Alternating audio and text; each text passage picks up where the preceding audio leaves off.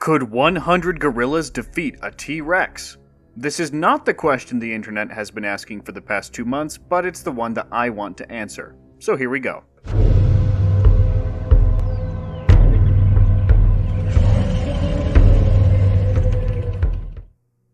We'll be using 100 large male mountain gorillas, gorilla Barrenjay. To spice things up, each gorilla will be the size of the biggest male ever recorded for the species. That puts our primate soldiers at 1.83 meters tall and weighing 267 kilograms, or just over 6 feet tall and 587 pounds. That's from a sample size of thousands measured over the course of 200 years. Typical adult males are around 150 kilograms, which gives you an idea of the size variation present in the subspecies.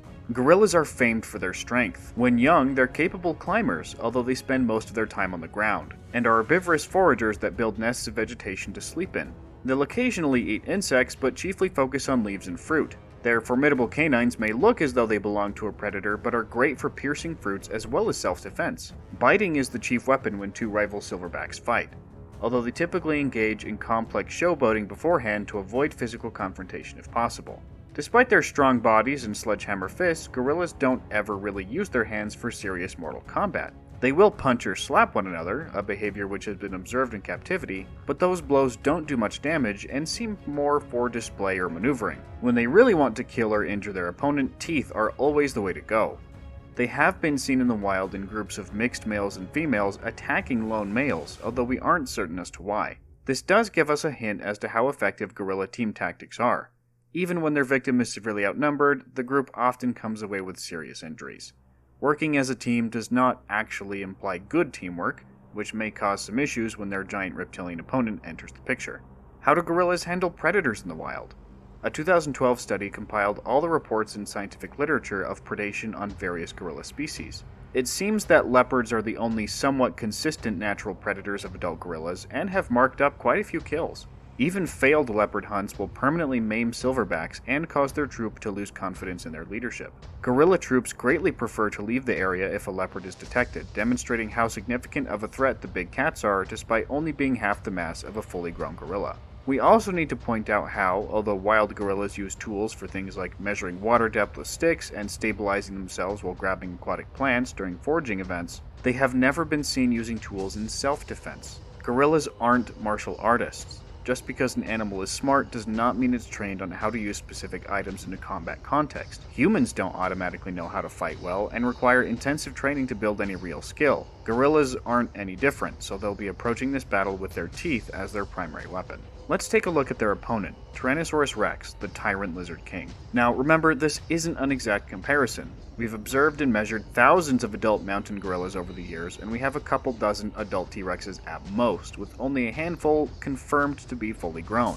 Goliath is a specimen known from a femur discovered in September 2024, and is the biggest theropod femur ever discovered. Not only is it longer than the femurs of other big rexes like Sioux, Scotty, and Cope, it's much thicker, with a minimum circumference of 64.7 centimeters. I go over the detailed math involved in size calculations in another video, but I'll sum it up here. Based on both isometric scaling from other specimens, femoral volume allometry, and the conclusions of a recent 2025 study on dinosaur soft tissue amounts, we'd reasonably expect Goliath to weigh between 12.5 and 14 metric tons. It's a wide range given how the specimen is known from one femur, but being over 12 tons on the low end is insane. That's over a dozen times the mass of the world record largest polar bear.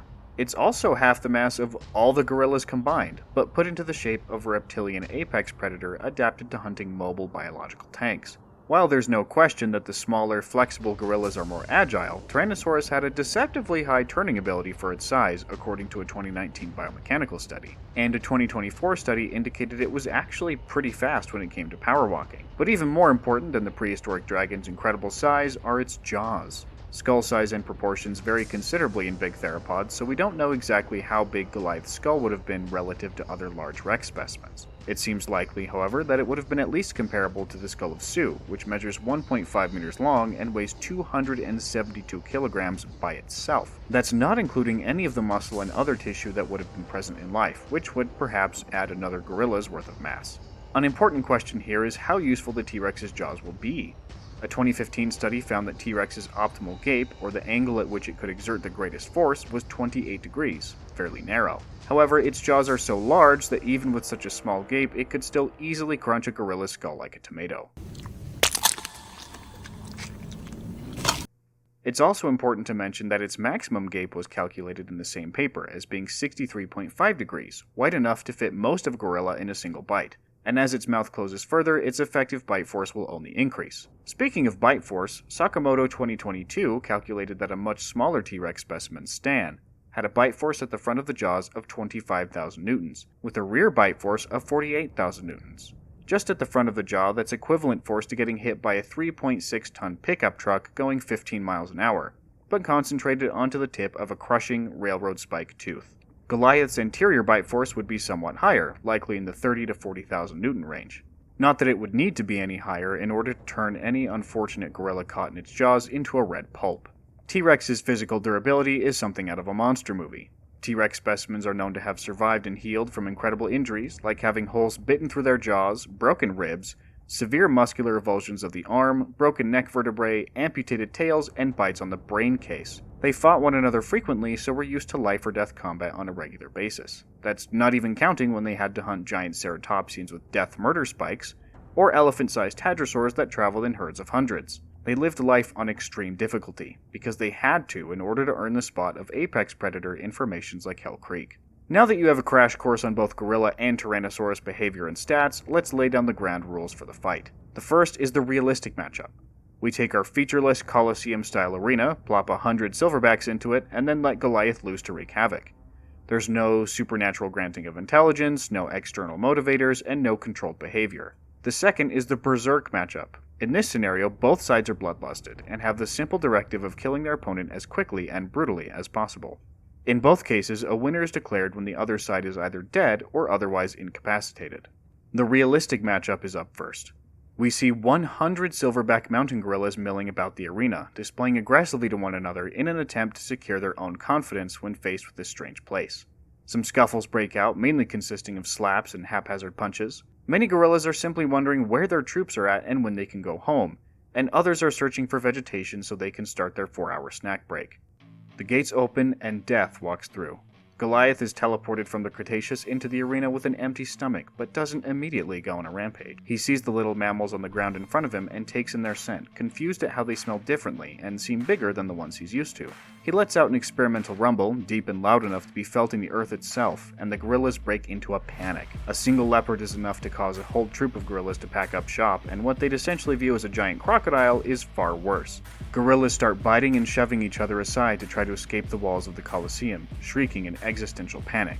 After a few moments of watching the chaos, Goliath decides that he is rather hungry, and these strange creatures smell tasty enough. With the gorillas scattered, disorganized, and terrified, they're easy pickings as Goliath stomps through the arena and snarfs the apes like Pop-Tarts. Emphasis on the pop.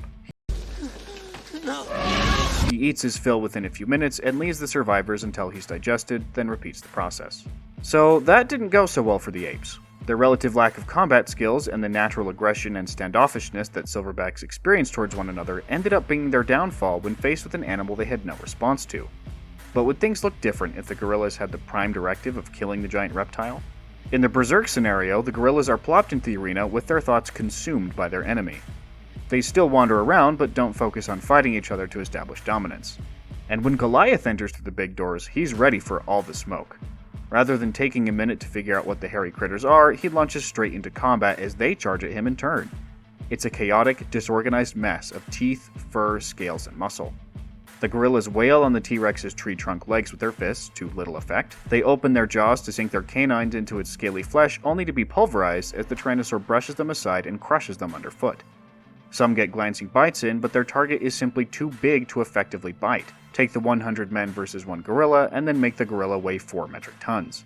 That's the size ratio we're talking about here, but the Tyrannosaurus has weapons that make the gorilla's canines look like butter knives.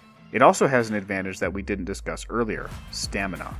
Gorillas have a high density of fast twitch or type 1 muscle fibers, which are capable of high explosive power but fatigue quickly. They can use huge bursts of energy, but only for very short periods of time. While we don't know the muscular composition of Tyrannosaurus, fossil evidence suggests that theropods had advanced avian-like respiratory systems that allowed them to constantly be taking in oxygen. This would grant them far higher endurance than mammals, which can't breathe in and out at the same time. So while the gorillas break themselves like a wave against a cliff and begin to flag in less than a minute, the T-Rex is still squishing them, biting them, and tossing them aside like a dog with a field of chew toys. It's brutal, it's fast, and it's one-sided.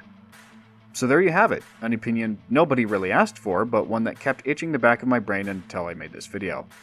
Now I can get back to making regular stuff.